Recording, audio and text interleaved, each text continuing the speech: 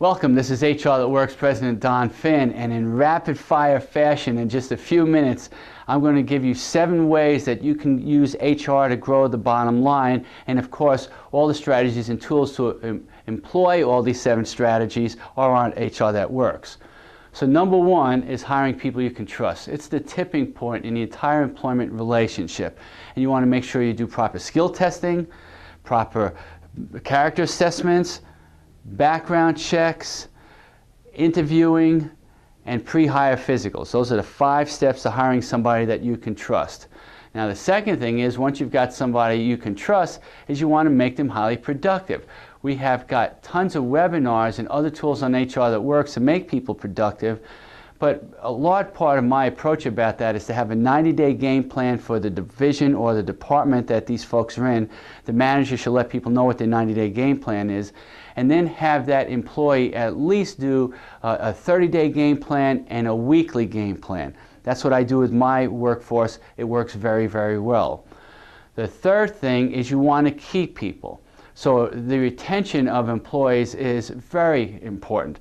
You know, look at all the flywheel that goes into creating a great employee. The last thing you want to do is now have them hijacked by the competition.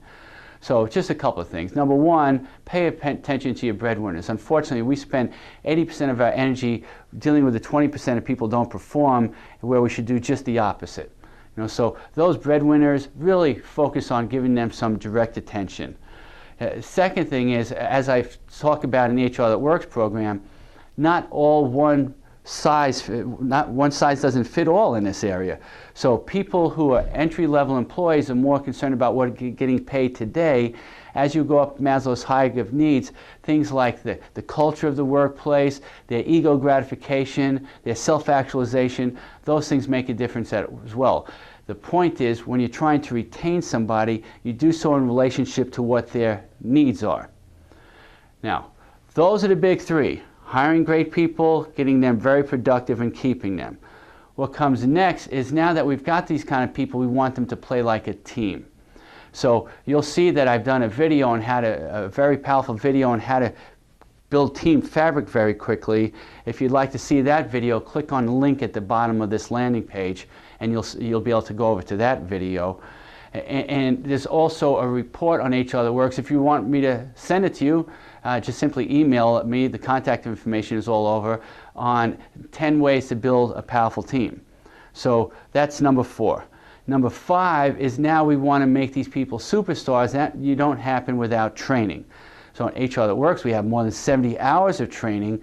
What training are your managers and your employees getting? Well, certainly you have to have the compliance type training, like the sexual harassment type training, but I also want to do things like leadership training, team building, those types of training. So really spend some time there. Now the 6th concern is to deal with the dead weight you've got on that seat of the bus. And you either put them on a performance plan or you terminate them. So the last thing you want to do is leave a poor performer on because you're concerned about firing them. And in my experience, there's a couple of reasons why employers get concerned about firing these people. Number 1, it might be the boss's daughter, and I get that challenge. Number 2, they might have worked for you for a very long time, and you actually have a kind of personal relationship. You might know their kids, you might know their grandkids, might have had them over your house, vice versa. And now this person's not performing. It doesn't look like they're ever going to get to the level of performance that you want to, and you're still hesitant to let them go because you care about them. And as I explained to a lot of employers, that's called charity. And if you want to give charity to employees that don't perform, that you're friends with, that's fine.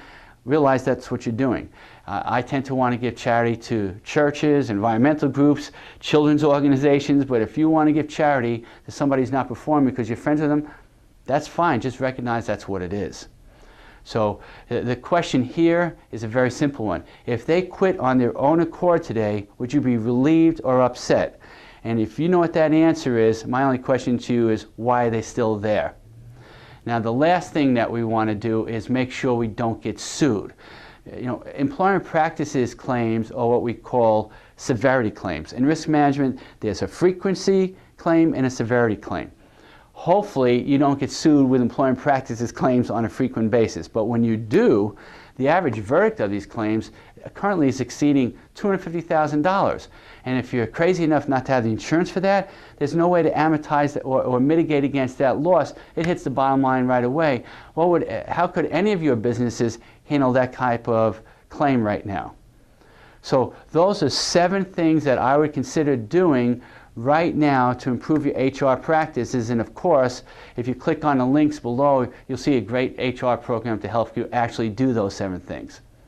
I welcome you to a demo anytime. Welcome you as a member anytime. If you have any questions, send me an email or pick up the phone. Thank you very much.